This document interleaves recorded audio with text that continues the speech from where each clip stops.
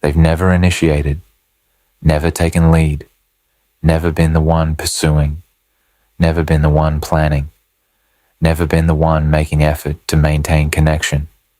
Throughout the relationship, you initiated, you pursued, you planned, you made effort, you bridged distance they created, you restored connection after withdrawal.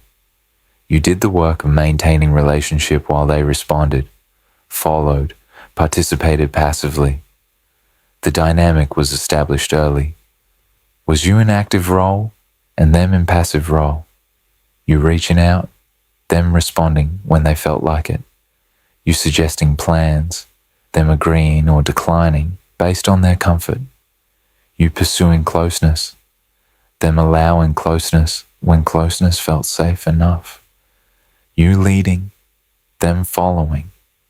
The pattern was consistent, was reliable, was them never having to initiate because you always initiated, never having to take lead because you always led, never having to pursue because you always pursued, never having to make effort because your effort was sufficient to maintain relationship without their effort being required. But something shifted. Something changed in the dynamic that's never changed before. Something happened that broke the pattern that seemed unbreakable.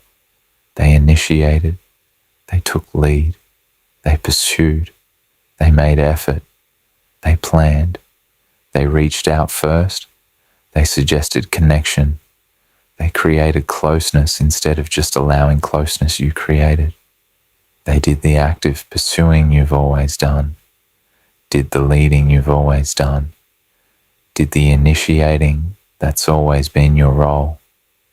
The shift is dramatic, is complete reversal of established dynamic, is them doing what they've never done despite years of you hoping they'd do it, is them finally taking initiative you've carried alone throughout entire relationship. The shift seems impossible, seems like fundamental change in their psychology, seems like transformation of defended position that prevented initiating. And the shift didn't happen randomly, didn't happen through you asking them to initiate more, didn't happen through you explaining how they're not initiating hurt you, happened through something specific, through specific change in your behavior that created specific response in their psychology, that made initiating feel necessary when initiating has never felt necessary before. Understanding what makes the avoidant finally initiate and take lead reveals what change in dynamic creates change in their behavior, why shift in your behavior forces shift in theirs. What specific thing you did that made passive person become active pursuer, and how to evaluate whether their initiating indicates genuine transformation or temporary adjustment to change you created. You did something that made initiating necessary for them, something that shifted dynamic enough that their passive position became uncomfortable enough to force them into active position they've avoided entire relationship. Understanding what you did helps you see what creates the change. But understanding also requires caution. Their initiating in response to your change doesn't automatically mean relationship is now functional, or that their initiating will persist if you return to previous dynamic. The specific thing you did that made them finally initiate, what shift created their pursuit, their specific change in your behavior that forces avoidant out of passive position into active pursuit. Understanding what you did helps you see what creates their initiating without necessarily using initiating as evidence you should return to relationship. You stopped initiating completely, eliminating your pursuit, created vacuum, where they had to initiate or lose connection entirely, forcing choice they've never had to make. You stopped initiating, stopped reaching out, stopped pursuing, stopped planning, stopped making effort to maintain connection, stopped bridging distance, stopped restoring contact after withdrawal, stopped doing all the active relationship maintenance work you've always done. The stopping was complete. Was you fully ceasing all initiating behavior? Was you creating complete absence of pursuit where pursuit has always existed? Was you eliminating all your active effort where your active effort has been constant feature of relationship? The stopping created vacuum, created absence where your presence has always been, created gap where your pursuit has always filled space, created situation where connection would disappear entirely unless someone initiated to maintain it. The vacuum forced them into choice they've never had to make. Throughout relationship, they never had to choose whether to initiate because your initiating was guaranteed. Never had to decide whether to pursue because your pursuit was constant. Never had to determine whether to make effort because your effort was sufficient. Never had to face, do I want this relationship enough to actively maintain it? Because relationship was being actively maintained by you without requiring active maintenance from them. But your stopping eliminated the guarantee, eliminated the constant, eliminated the sufficient, created situation where a relationship disappears unless they actively maintain it. The situation forced choice, initiate or lose connection, pursue or accept that relationship ends, make effort or let relationship dissolve through mutual absence of effort.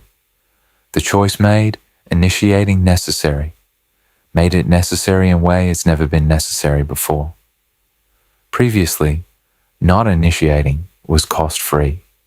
Cost them nothing because your initiating maintained connection despite their not initiating. But your stopping made not initiating costly, made it cost the relationship, made passive position untenable, because passive position only works when active partner maintains connection that passive partner isn't maintaining. Without active partner, passive position results in connection disappearing. The cost made them choose, made them face. Relationship matters enough to initiate for it, or relationship doesn't matter enough to overcome defended comfort of remaining passive. The facing forced them out of passive position, forced them to initiate, to pursue, to take lead they've never taken, to make effort they've never made. Your stopping created their starting. Your absence of pursuit created their pursuit. Your ceasing to initiate forced them to initiate or face losing connection entirely. Here's what this means. Your pursuit was preventing their pursuit. Your constant initiating was making their initiating unnecessary.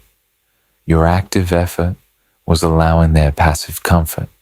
Your carrying relationship maintenance alone was enabling them to not carry any of it. The enabling was preventing them from developing initiating capacity, was preventing them from experiencing that relationships require effort from both people, was preventing natural consequence of passivity, which is relationship ending when only one person maintains it. Your stopping created the natural consequence, created them experiencing passive position costs, relationship. Not initiating results in lost connection. Defended comfort of never pursuing produces ending when partner stops pursuing. The experiencing is what forced them to change, to become active, to initiate, to pursue. Your stopping taught what your continuing was preventing from being taught. But understand this carefully. Them initiating because you stopped doesn't necessarily mean they've transformed. Doesn't necessarily mean defended position dissolved. Might mean they're temporarily adjusting behavior to restore connection without having addressed psychology that made them passive in first place. Might mean crisis response to potential loss rather than genuine capacity development through therapeutic work. Might mean they're initiating now to restore relationship but would return to passive position once relationship is restored and your pursuit resumes. Their initiating proves your stopping created their response. Doesn't automatically prove response represents sustainable transformation versus temporary behavioral adjustment to crisis your stopping created. You became genuinely unavailable, not strategically withdrawn, but actually building life without them, making them recognize you're not waiting and pursuit is required to have access. You didn't just stop initiating a strategy, didn't create artificial withdrawal while remaining emotionally available and waiting for them to pursue. You actually became unavailable, actually built life without them, actually moved forward into genuine thriving that didn't include them. The unavailability was real. Was you creating full life where they weren't central, where you weren't organized around them, where your well-being didn't depend on relationship with them, where you were genuinely okay, better than okay, thriving without them? The genuine unavailability is different from strategic withdrawal. Strategic withdrawal is you creating distance while remaining emotionally available, while waiting for them to notice, while hoping distance creates their pursuit. Is manipulation. Is you controlling from distance. Is you still organized around them through your strategic creating of distance designed to produce specific response. But genuine unavailability is you actually living without them, actually building without including them, actually thriving in their absence. Is you not waiting, not hoping, not strategically positioning. Is you genuinely moving forward into life that's full without them. The difference is what they feel. They can feel strategic withdrawal, can feel you're creating distance, but remaining available, can feel you're waiting for them to pursue, can feel the manipulation in strategic absence, and strategic withdrawal often doesn't work because they can feel you're still available, still waiting, still organized around getting response from them.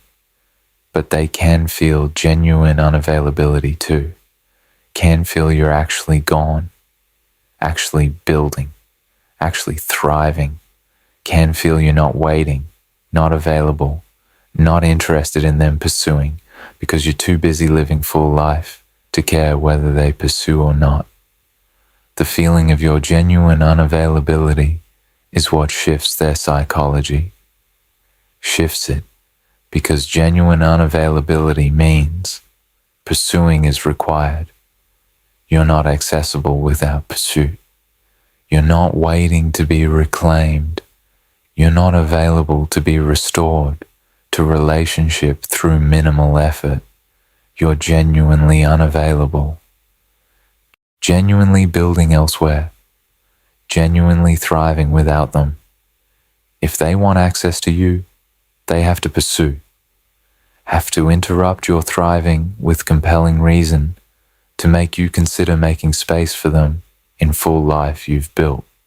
Have to offer something significant enough that you'd consider adjusting life that's working without them to include them. The requirement makes them initiate, makes them pursue, makes them take lead, makes them make effort, because your genuine unavailability communicates, I'm not waiting for you. I'm not available without effort. I'm thriving without you, and you need to give me compelling reason to make you part of thriving that's working in your absence. Strategic withdrawal says, I'm creating distance to make you pursue me. Genuine unavailability says, I've moved on and you're welcome to pursue, but I'm not waiting or needing your pursuit. The difference in what you're communicating is what creates difference in their response. Strategic withdrawal often fails because they feel the strategy. Feel you're still available. Feel you're waiting. Feel they can wait out your strategic distance until you resume pursuing. But genuine unavailability works because they feel you're actually gone. Feel pursuit is required if they want access. Feel waiting will result in permanent loss because you're not waiting for them. You're building without them. The feeling of genuine unavailability is what makes them finally initiate, finally pursue, finally take lead. Because lead taking is required when person you want is genuinely unavailable and genuinely thriving without you. But hear this, you becoming genuinely unavailable shouldn't be strategy to make them initiate. Should be you actually choosing yourself, actually building life that works without them, actually thriving in ways that aren't about getting response from them. If you're creating genuine unavailability as strategy, if you're actually thriving, but thriving is designed to make them pursue, you're still strategically withdrawn, just executing strategy more convincingly. Real, genuine unavailability is you thriving for you, building for you, moving forward for your well-being, not for their response. If thriving creates their pursuit, that's outcome, not purpose. Purpose is your thriving. If thriving makes them pursue, you then decide, is their pursuit compelling enough to adjust thriving that's working without them? Decision based on your needs, not on satisfaction that thriving as strategy produced desired response. You enforced boundaries that made your needs non-negotiable, showing them relationship continues only if effort is mutual, eliminating their option to remain passive while keeping you.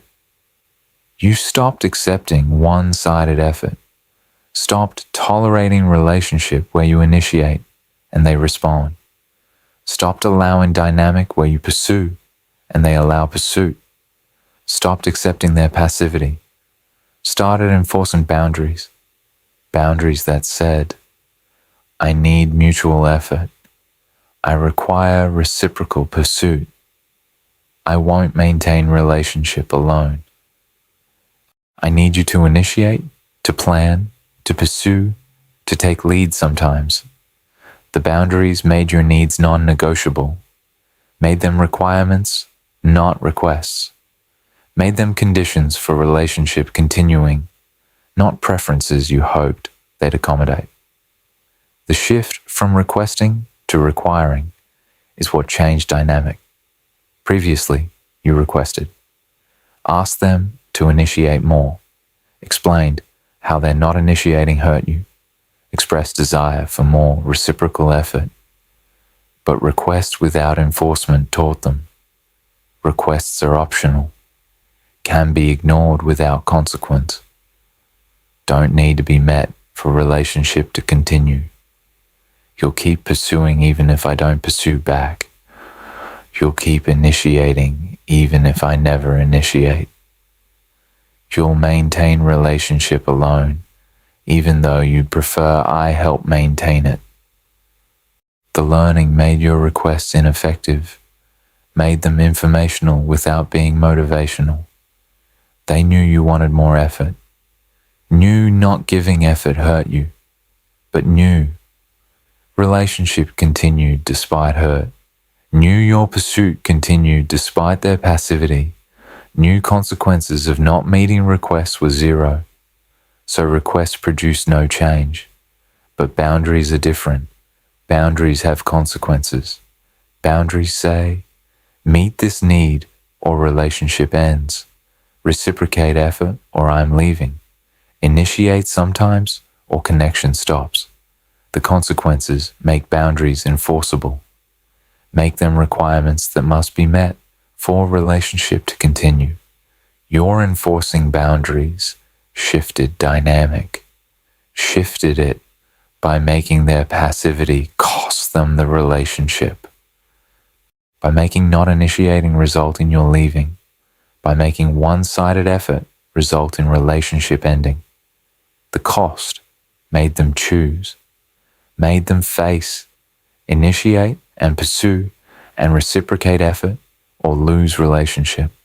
The facing is what made them finally initiate, finally pursue, finally take lead. Because taking lead became necessary for keeping relationship, that boundary enforcement made conditional on mutual effort. The enforcement specifically required showing them relationship would actually end if effort remained one-sided, actually leaving when they didn't initiate, actually maintaining boundary when they tested whether boundary was real, actually following through on stated consequence when they remained passive. The follow-through is what made boundaries real, what proved they were requirements, not requests, what taught them she's serious, consequences are real, passivity costs relationship, initiating is required if I want relationship to continue. The teaching through enforcement is what created their pursuit, created them initiating, because initiating became necessary for preventing loss. Your boundary enforcement made real. Here's the critical piece. Boundaries that create their initiating must remain enforced even after initiating begins. Can't enforce boundary to create initiating, then soften boundary once they start initiating. Can't make effort non-negotiable to force their pursuit, then make effort negotiable again once pursuit starts. The boundary must persist, must continue requiring mutual effort, must maintain consequence that effort remaining one-sided results in you leaving. Otherwise, pattern is enforce boundary, they adjust temporarily. You soften boundary, they return to passivity. The cycle teaches them boundaries are temporary. Adjustment can be temporary. I just need to initiate enough to make a softened boundary. Then I can return to passive comfort. Don't teach this. Maintain boundary. Keep effort non-negotiable. Keep consequences real. Even after they start initiating, especially after they start initiating. Why the shift makes them pursue. The psychology behind their finally taking initiative. Understanding why your changes create their pursuit reveals the psychological mechanism that makes previously passive person become active pursuer. Your unavailability triggers their core wound. Fear of abandonment activates when you're genuinely gone, making pursuit necessary to prevent wound activation from becoming permanent reality. Your genuine unavailability triggers their core wound.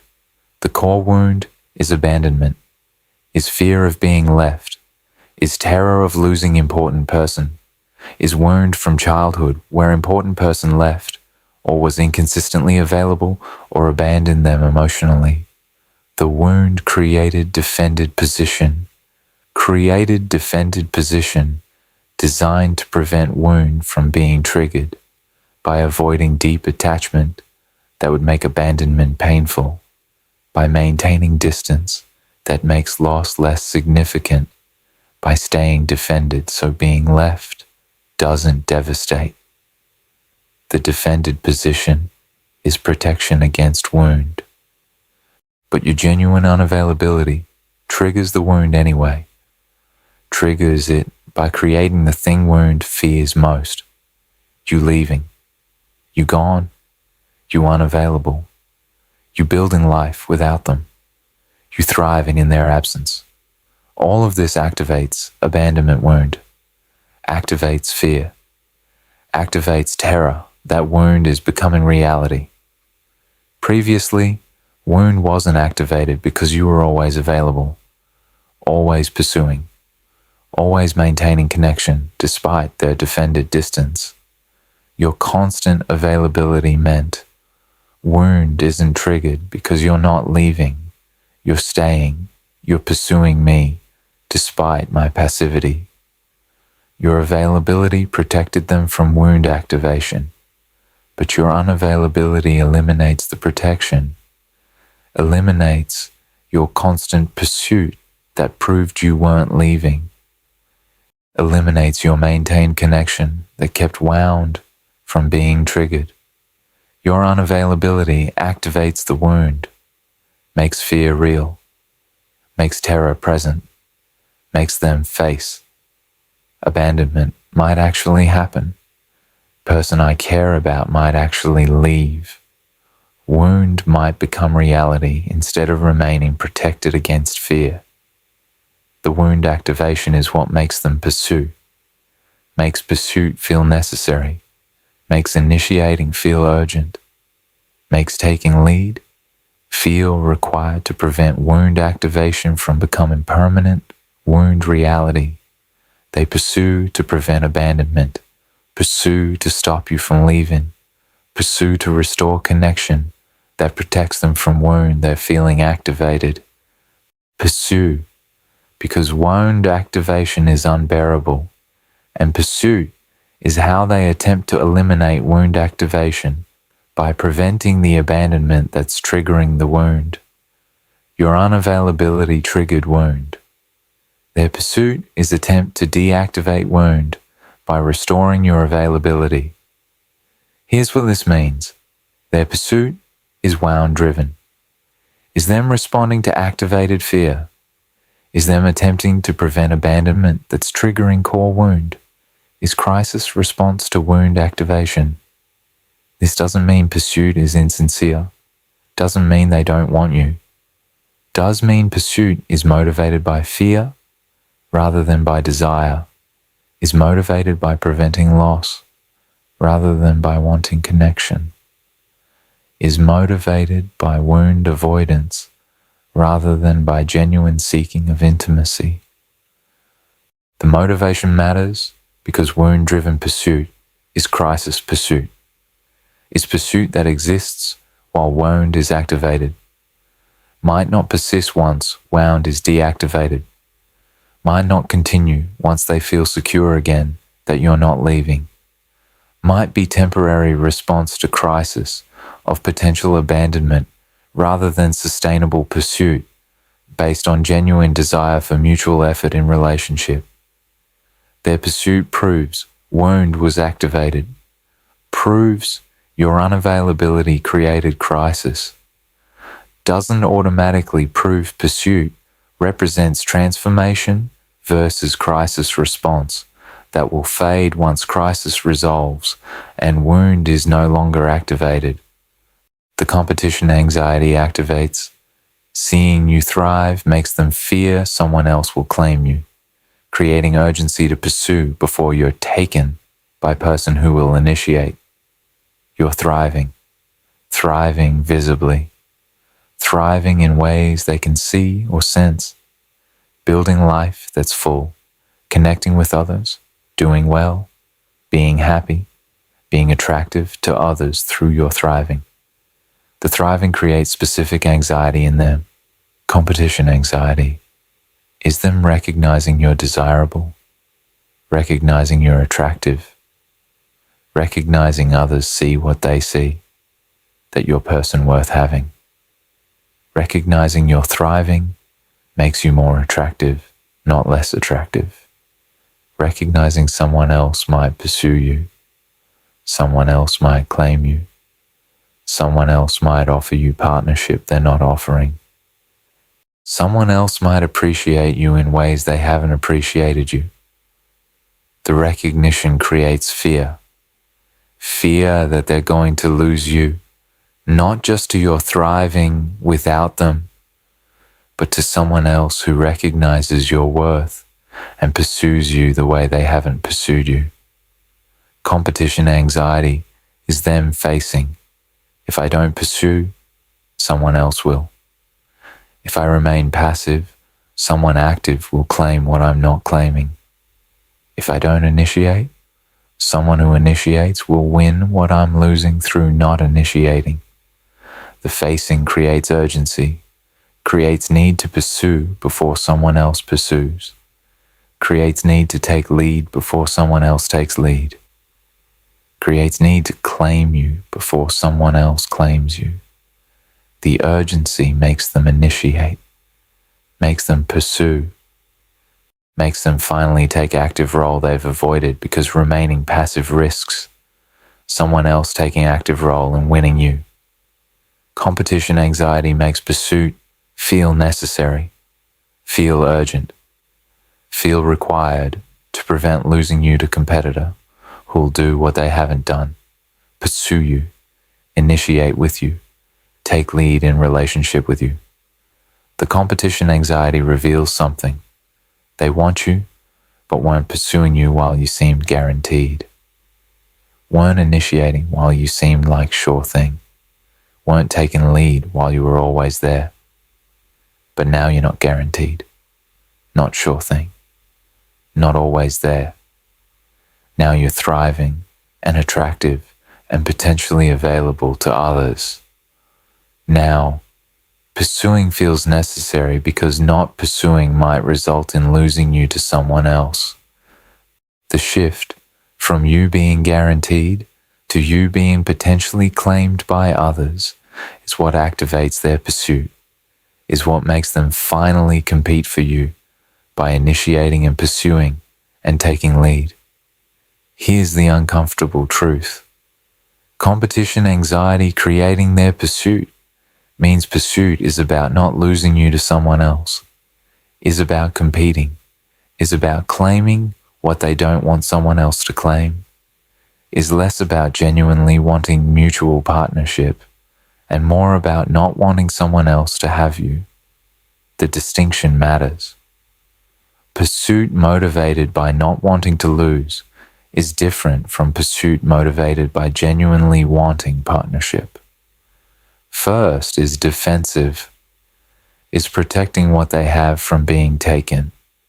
Second is generative, is creating relationship through genuine desire for mutual connection. Their pursuit might be first pretending to be second, might be them competing to prevent loss while appearing to pursue because they want you. The appearing doesn't make pursuit insincere, makes pursuit competitive rather than connective, makes it about preventing someone else from having you rather than about building genuine reciprocal partnership with you. If competition anxiety is driving pursuit, pursuit might fade once competition is eliminated. Once they feel secure, you're not going to be claimed by someone else. Once they believe you're theirs again, and competition threat is neutralized. Then defensive pursuit might fade back into passive comfort because urgency is eliminated once competition is no longer threat. The fading would prove pursuit was competitive, not connective. Was them claiming you to prevent others from claiming you, not them genuinely wanting mutual effort relationship. They recognized the pattern finally failed. Your stop in pursuit made them face. That defended passivity doesn't work when partner stops enabling it, forcing them to choose between transforming or losing you. Throughout relationship, their defended passivity worked because your active pursuit made it work. Made relationship continue despite their passivity. Made connection maintain despite their not maintaining. Made them able to have relationship without effort because your effort was sufficient for both people. The working made passivity sustainable. Made defended comfort possible. Made them never have to face. This pattern doesn't actually work for relationship. This defended position isn't actually sustainable. This passivity isn't actually viable for partnership. Because pattern was working, relationship was continuing, connection was maintained, partnership existed, all through your effort, making it work despite their defended passivity. But you stopped and broke the pattern. Broke it by eliminating the thing making it work. Your effort, your pursuit, your active maintaining. Without your effort, pattern failed. Relationship didn't continue. Connection didn't maintain. Partnership ended. The failing forced them to face. Pattern doesn't work. Defended passivity doesn't create sustainable relationship. Comfortable, defended position produces relationship loss when partner stops compensating for defended position. The facing is recognition. Recognition that their pattern is failed pattern. That defended position is unsustainable position. That passivity produces loss. The recognition creates choice. Transform or lose you. Change pattern or accept pattern produces permanent loss. Develop capacity to initiate and pursue or face that defended comfort costs relationship. The choice is what makes them pursue, makes them initiate, makes them finally do what they've never done. Take active role, make effort, pursue connection. The doing is them choosing. I'd rather transform than lose you. I'd rather change pattern than accept pattern costs relationship. I'd rather develop initiating capacity than remain passively defended and lose partnership. The choosing is what pursuit represents. Is them choosing transformation over loss, choosing change over defended comfort, choosing relationship over pattern that costs relationship. But here's the crucial question. Are they actually transforming or just temporarily adjusting? Are they developing genuine capacity through therapeutic work or just forcing themselves to initiate through willpower while defended position persists underneath? Are they choosing transformation, addressing wounds, doing therapy, healing defended position? Or are they choosing behavioral adjustment, initiating and pursuing while remaining fundamentally defended? The distinction determines whether pursuit is sustainable. Genuine transformation through therapeutic work creates sustainable capacity. Behavioral adjustment through willpower creates temporary change that requires constant effort to maintain and likely fades back to defended comfort once relationship feels secure again. Their pursuit proves they chose to do something different. Doesn't automatically prove they chose genuine transformation versus temporary behavioral adjustment. Both create initiating. Only first creates sustainable initiating that represents actual capacity development rather than forced performance that will fade. The uncomfortable mirror turn. If they're finally initiating makes you want to return, examine whether you're validating yourself or abandoning your progress. But examine why their initiating affects you, why they're finally pursuing makes you consider returning, why their taking lead creates hope that relationship might work now. Because if you've genuinely moved on, if you're genuinely thriving, if you're genuinely built full life without them, Their initiating should be interesting information that doesn't necessarily change your trajectory. You shouldn't need their pursuit to validate that stopping your pursuit was right choice. Shouldn't need their initiating to confirm your worth. Shouldn't be considering return just because they're finally doing what you always wanted them to do. The fact that they're initiating makes you want to return reveals something about where you are in your healing, reveals you might not be as moved on as you thought, might not be as genuinely unavailable as appeared, might have been building and thriving while still hoping your unavailability would create their pursuit. Might have been waiting for this, for them to finally initiate, to finally pursue, to finally show they want relationship enough to make effort for it. The hoping and waiting mean you weren't genuinely unavailable, were strategically withdrawn, were building life that looked like thriving but was actually designed to produce their response, were genuinely doing well but were doing well in service of getting them to pursue rather than in service of your own well-being, independent of their response. The distinction matters because if you are strategically creating unavailability to produce their pursuit and their pursuit arrived, you got desired outcome. But outcome being desired doesn't make relationship functional, doesn't mean their pursuit indicates readiness, doesn't mean initiating that came from your strategic unavailability represents genuine transformation versus response to strategy you deployed. If you return now, return because strategy worked, because they pursued like you hoped. You're validating strategy instead of validating genuine change. You're accepting behavioral response to your strategy instead of requiring evidence of transformed capacity through therapeutic work. You're abandoning progress you made in building life without them to return to relationship with person whose initiating might be temporary adjustment to your strategic unavailability rather than permanent transformation. Ask yourself honestly, was your thriving genuine or strategic? Was your building for you or for getting response from them? Was your unavailability real or performed to make them pursue? If genuine, if you actually built full life for yourself independent of their response, then their pursuing is information that doesn't change what you built.